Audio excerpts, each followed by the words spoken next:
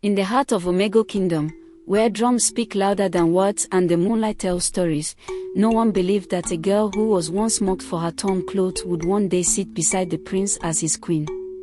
Eluka, the only son of King Izudo, was known not only for his royal blood but also for his humble heart.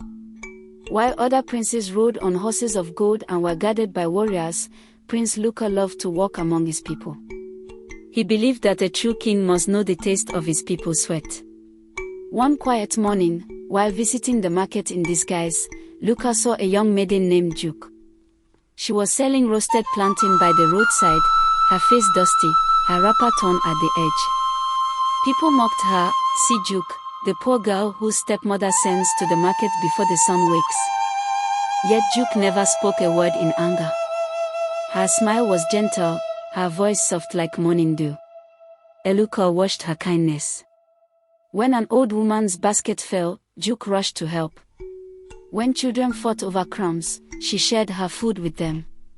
There was something different about her, a quiet strength that spoke louder than beauty. Days turned into weeks. The prince visited the market often, always buying something small from her stall just to talk with her.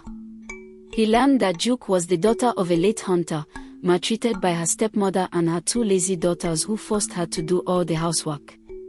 She never complained. She only said, "God's time is the best time." One day, the kingdom announced the festival of maidens, where every young woman would dance before the prince, and the most graceful would become his bride. The stepmother laughed cruelly when Juke expressed her wish to attend. "You go and fetch firewood before I flog you." But fate had other plans. That evening, as Juke went to the stream in tears, she met an old woman resting by the water. Juke offered her water and helped her wash her feet. The old woman smiled and said, "Your kindness will speak for you."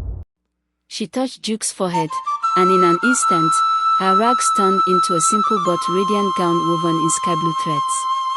At the festival, everyone's eyes turned when Juke walked in, not because of her dress, but because of her grace. When the drums began to beat, her dance flowed like the river of her village, calm, beautiful, and pure. Prince Yuka's heart knew instantly. When it was time to choose, Juka rose and walked straight to her. Removing his royal necklace, he placed it on Juke's neck and declared, "This is the woman whose heart carries the beauty of Umogo. She shall be my queen." The crowd gasped, her stepmother trembled, and tears of joy filled Juke's eyes. A month later, the palace gates opened wide as the once maltreated maiden rode in, not as a servant but as Queen Juke of Umogo, the woman who taught a kingdom that kindness and humility are the true crowns of beauty. Moral: true royalty is not in bloodline or riches, it lies in the heart that loves, forgives, and remains kind even in suffering.